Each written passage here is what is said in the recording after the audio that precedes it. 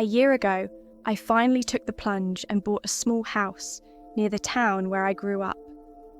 It's the kind of rural place where everyone knows your name and your business.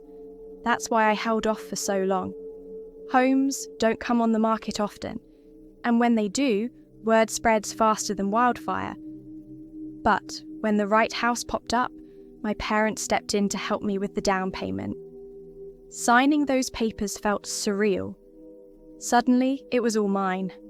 A simple, unassuming little house with good bones, but in need of a little TLC. My plan was to save up and tackle all the repairs at once, piece by piece.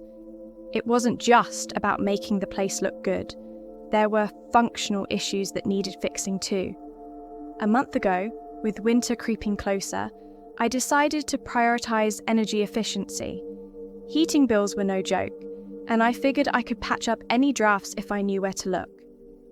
That's when I learned about thermal cameras. Specialists charge around $2,000 to inspect a house with one, but after some digging, I found a camera on Amazon for $500. Why hire someone when I could do the job myself? The camera arrived the next day, and I was excited. I skimmed through the manual, and within minutes, felt like I could give those specialists a run for their money. Cold spots showed up in cool blues, warm areas in reds and yellows. It was simple and kind of fun.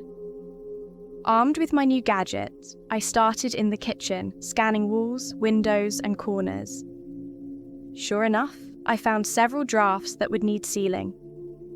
Feeling accomplished, I moved into the living room. That's when things took a turn. 2 walls checked out fine, but as I turned the camera to the 3rd wall, my stomach dropped.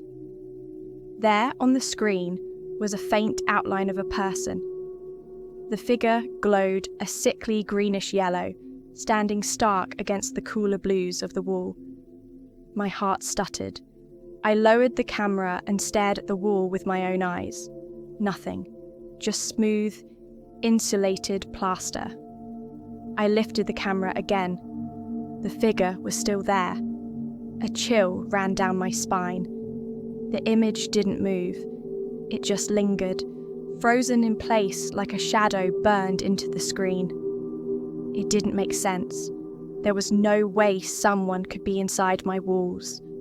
I tried to reason with myself. Maybe it was a glitch or a trick of the technology.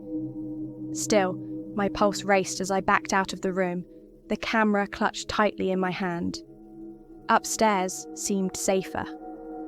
I scanned a few rooms, making notes on drafty spots, trying to shake off the uneasy feeling.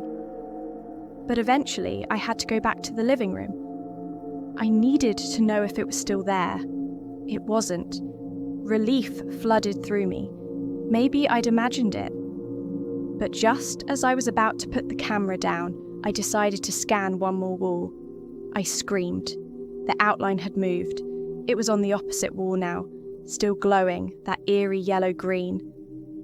My hands trembled as I turned off the camera and stumbled out of the house. I didn't grab a jacket, didn't lock the door. I just grabbed my keys and drove straight to my parents' house. They didn't press me for details, chalking up my shaken state to stress.